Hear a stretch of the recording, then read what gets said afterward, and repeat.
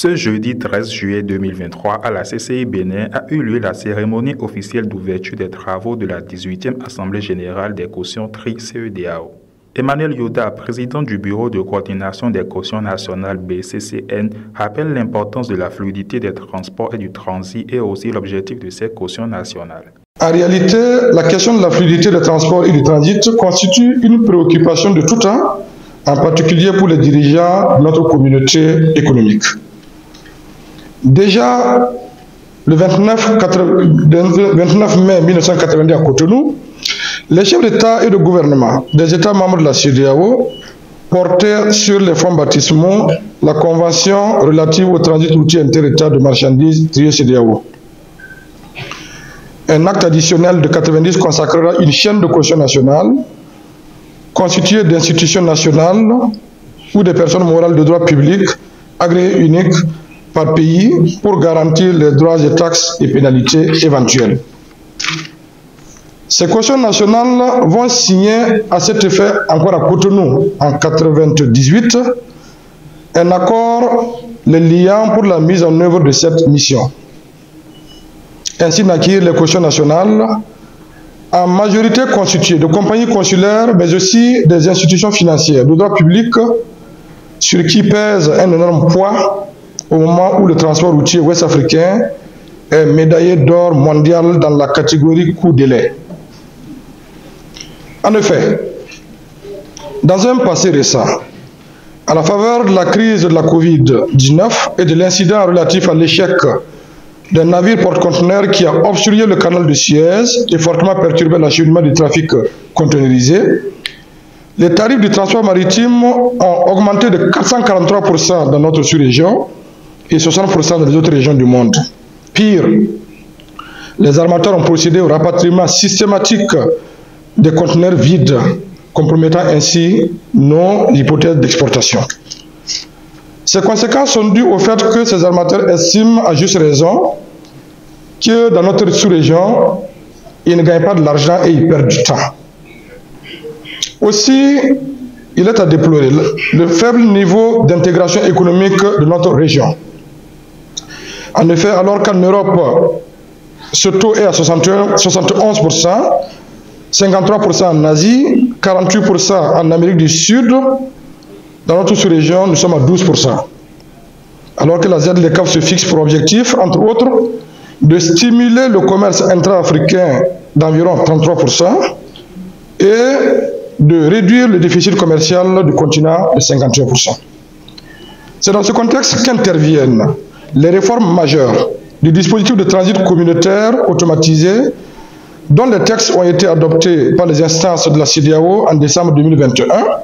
J'ai nommé l'acte additionnel relatif au transit communautaire et le règlement portant modalité de fonctionnement du mécanisme de garantie du transit communautaire. Les cautions nationales qui ont eu beaucoup de peine à faire admettre aux autorités publiques communautaires et nationales l'approche corridor pour déployer le mécanisme de garantie unique, qui se sont investis dans la sensibilisation de tous azimuts et le lobbying auprès des acteurs privés majeurs et publics pour sa mise en œuvre sur 4 corridors majeurs et qui sont en passe de les déployer sur 4 autres corridors sont challengés pour cette activité à l'aune de ces réformes qui offrent des opportunités. C'est au tour du président de la CCI Bénin de prendre la parole et faire savoir le défi de la CCI Bénin en ce qui concerne le transit routier inter-État marchandises au sein de la CEDEAO.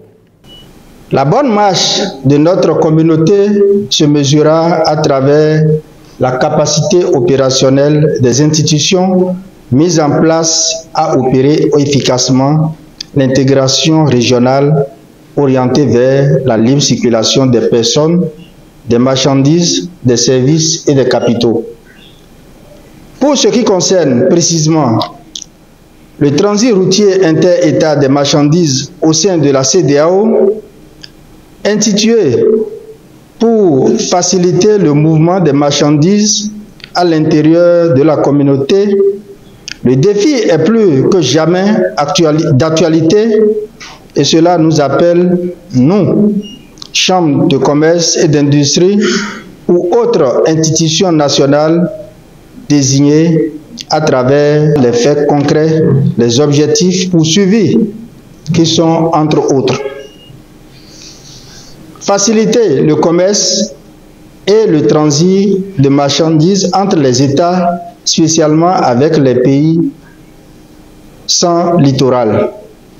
Éviter la succession de procédures nationales et faciliter le transport des marchandises entre territoires des pays.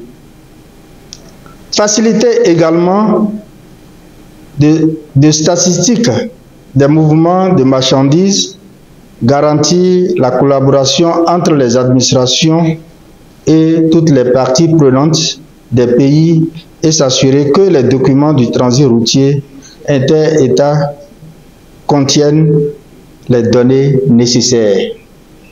Afin de satisfaire les préoccupations de tous, Emmanuel Yoda, dans une interview, précise les enjeux de cette 18e Assemblée générale, tout en dévoilant les différentes actions qui y seront menées.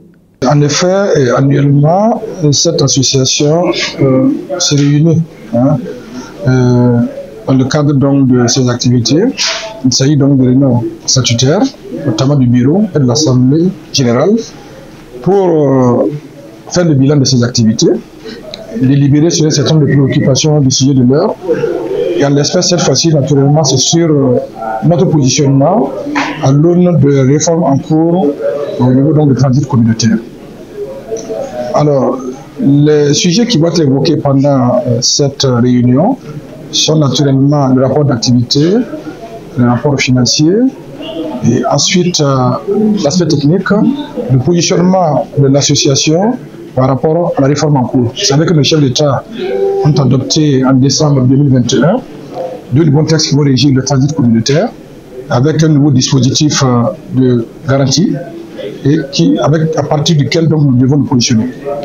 Et il s'agira pour nous donc de voir, après une étude qui a été faite, nous avons fait l'état des lieux, nous avons fait des missions de benchmarking, nous avons réalisé une étude de faisabilité, de positionnement, et nos présidents se sont réunis pour délibérer sur, en tout cas, adopter cette étude-là et donner des orientations par rapport donc, à sa mise en œuvre. Nous allons échanger donc sur toutes ces diligences et faire le point de l'état de mise en œuvre.